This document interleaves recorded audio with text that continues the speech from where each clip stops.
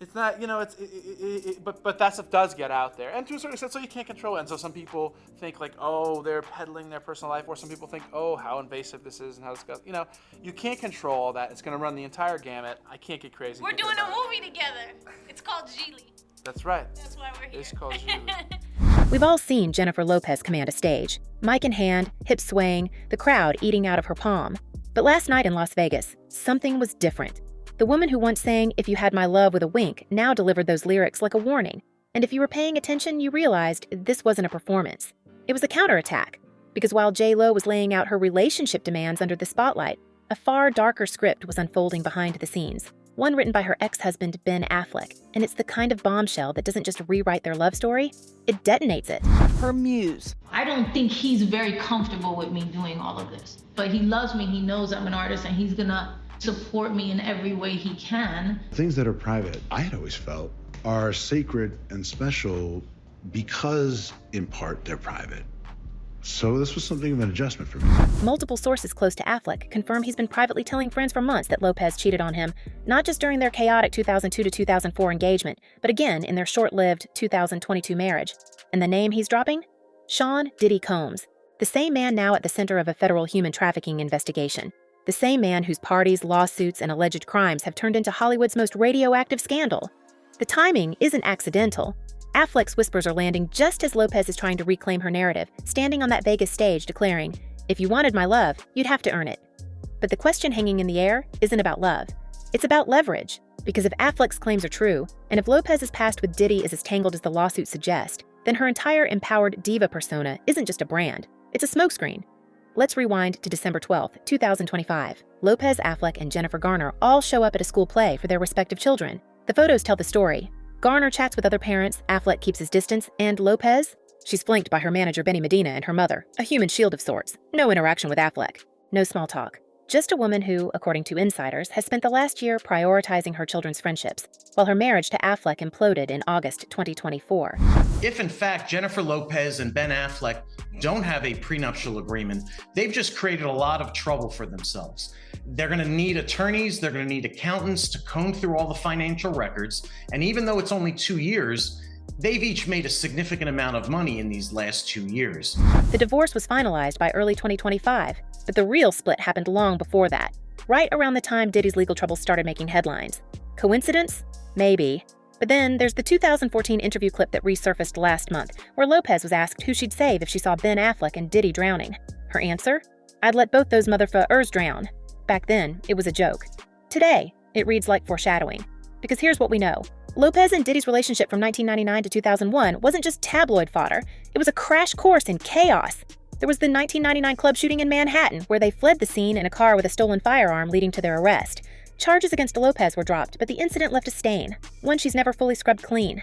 Then there's Johnny Noah, her first husband, who spent years alleging that Lopez cheated on him with Diddy before their divorce was even final.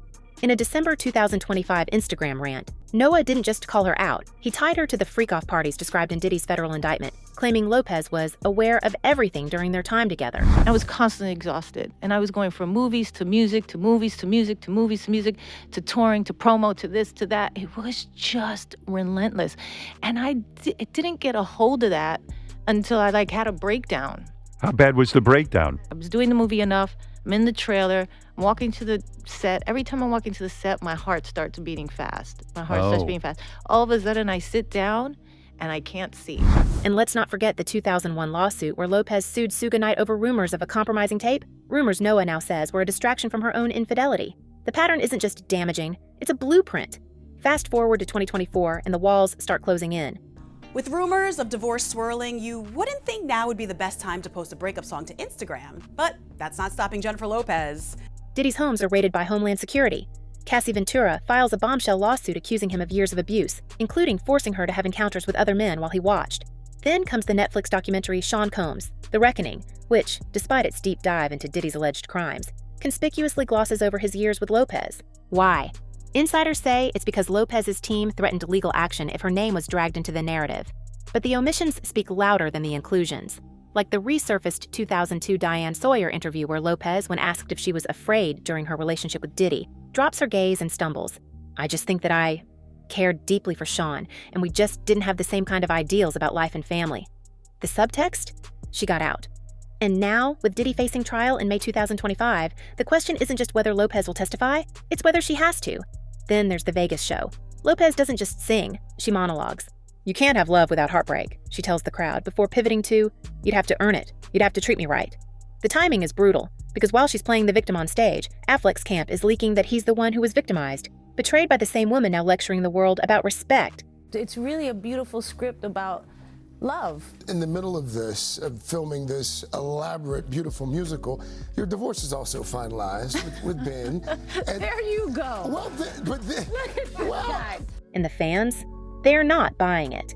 Social media is flooded with clips of Lopez's past interviews, her nervous laughter when asked about Diddy, her abrupt exits when reporters press too hard.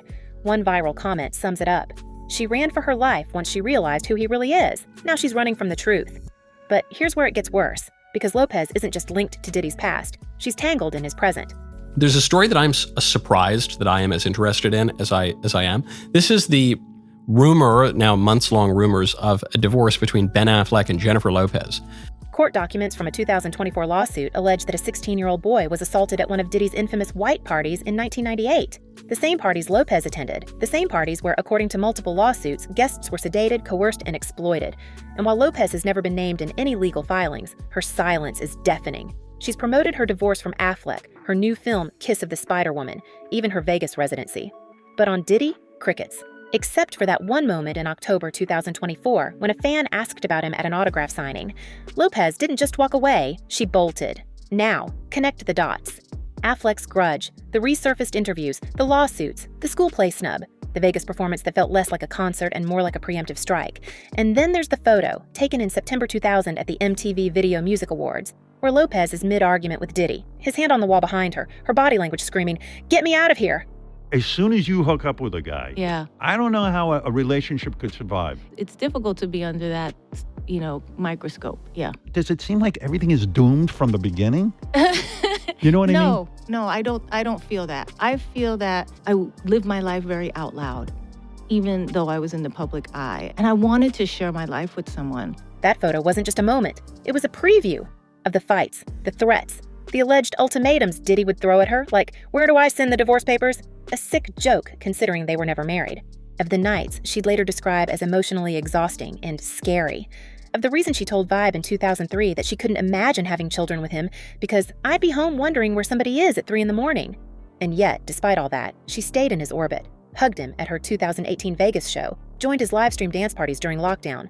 Even as the allegations piled up, Cassie's lawsuit, the raids, the federal charges, Lopez's response has been the same. Radio silence. Until now. Until Affleck's revenge tour. Until the fans started demanding answers. Until the Vegas stage became her last stand. Because here's the thing about Jennifer Lopez. She spent decades controlling her story. The breakups, the comebacks, the reinventions, all of it meticulously crafted. But this isn't a narrative. It's a collision of Affleck's fury, of Diddy's downfall. You're going to start your next album right away. It was those type of things where it's like, all of a sudden, the way my life changed is that I got on this hamster wheel. Yeah. A hamster wheel of work where it was just like all the time, and I was constantly exhausted. Of her own past, finally catching up to her. And if there's one rule in Hollywood, it's this. When the scandals stack up, the truth doesn't just come out. It explodes. So when Lopez stood on that stage and declared, "You'd have to earn my love," she wasn't just talking to the crowd. She was talking to the cameras, to the lawyers, to the ex-husband watching from the wings, to the man in a Brooklyn jail cell who knows where the bodies, or at least the tapes, are buried. And if Affleck's claims are true, if the cheating allegations stick, if the Diddy connection runs deeper than she's letting on, then that Vegas performance wasn't a triumph. It was a confession. And the worst part, we haven't even gotten to the tapes yet. And then there's the question that won't go away. What did Jennifer Lopez see? Because the parties Diddy threw weren't just legendary. They were infamous. The white parties, the after-hours gatherings, the VIP sections where the rules didn't apply. We've heard the stories, from Usher, who lived with Diddy at 13 and later called it pretty wild, to Cassie Ventura, who described a world where refusal wasn't an option. But Lopez, she was there, front row. And if the lawsuits are right, those parties weren't just about music and celebrations. They were hunting grounds. So, when a 2024 lawsuit alleges that a 16-year-old boy was assaulted at Diddy's Hamptons mansion in 1998, the same year Lopez and Diddy became an item, we have to ask, was she in the room? Did she turn a blind eye? Or is she the one person who could finally confirm what everyone's whispering? Let's talk about the Netflix documentary Sean Combs, The Reckoning. I learned it's not that I'm not lovable, it's that they're not capable. They can't love. They don't have it in them. They have They need to appreciate the little person inside of They them. have little need to to love give. them. Yeah. You've been in relationship with And they people. gave me what they had. Right, but They it's not gave me enough. all of it, every time. But it's this much. All the Little bit. rings, all the things I could ever want. Right. They tried to give me the houses, the rings, the marriage, all of it. But They didn't love you. they didn't. It's a 3-part deep dive into Diddy's alleged crimes, packed with testimonies, legal filings, and that chilling footage of Diddy strategizing with his lawyers days before his arrest. But here's the glaring omission. Jennifer Lopez is barely mentioned. Not in the interviews, not in the timelines. Not even in the segments about his most turbulent years, the late 90s and early 2000s, when she was his girlfriend. Why? Insiders say her team threatened legal action if the documentary dragged her into the narrative. But that raises another question. What were they so desperate to hide? Because if Lopez's relationship with Diddy was just a footnote, why go to such lengths to erase it? Then there's Ojani Noah, her first husband, who's been on a one-man crusade to expose her for years. In December 2025, he took to Instagram with a scathing rant, accusing Lopez of cheating on him with Diddy before their divorce was final in 1998. But he didn't stop there.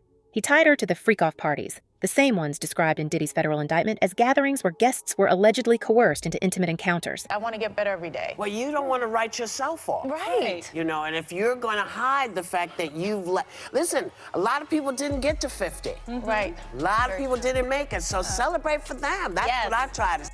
Noah's words were brutal.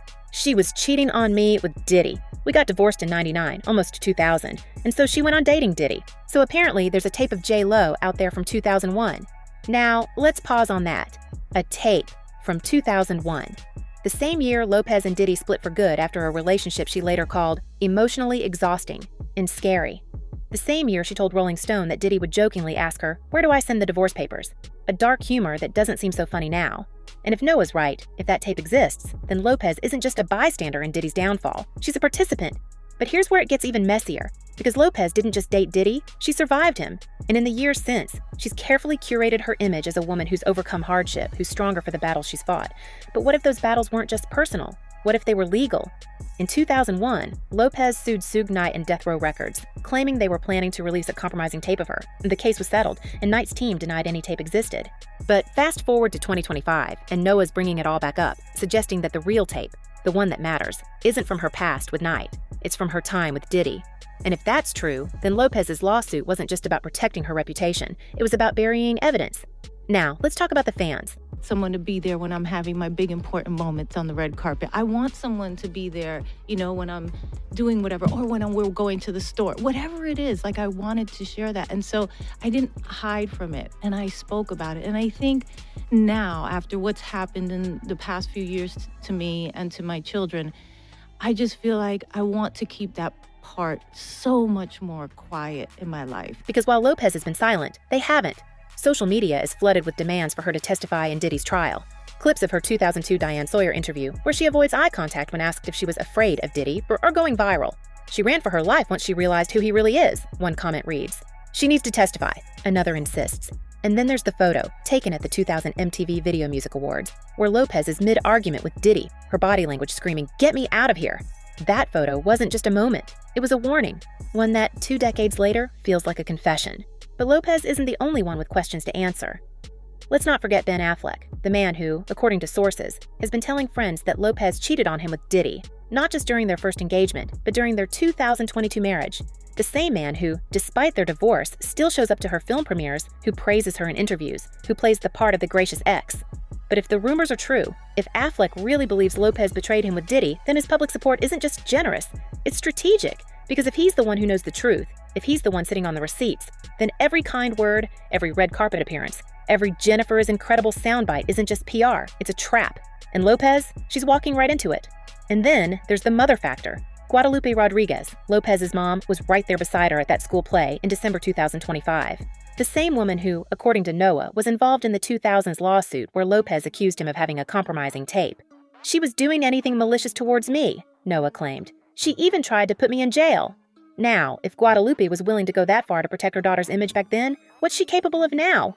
Because if there's one thing we've learned from the Diddy scandal, it's that the people who stay silent often know the most, and Guadalupe Rodriguez has been very silent. But let's zoom out for a second. It is very difficult because people like us sit around and we judge it. And we don't think to ourselves, well, maybe the kids, maybe we just say, oh, how nice they were hanging out together. Because the kids hear all of this. People see all of this. And it is very difficult to figure out what's going on in somebody else's relationship. Because this isn't just about Lopez or Diddy or Affleck. This is about an entire industry built on secrets, on NDAs and hush money, and what happens in the VIP section stays in the VIP section.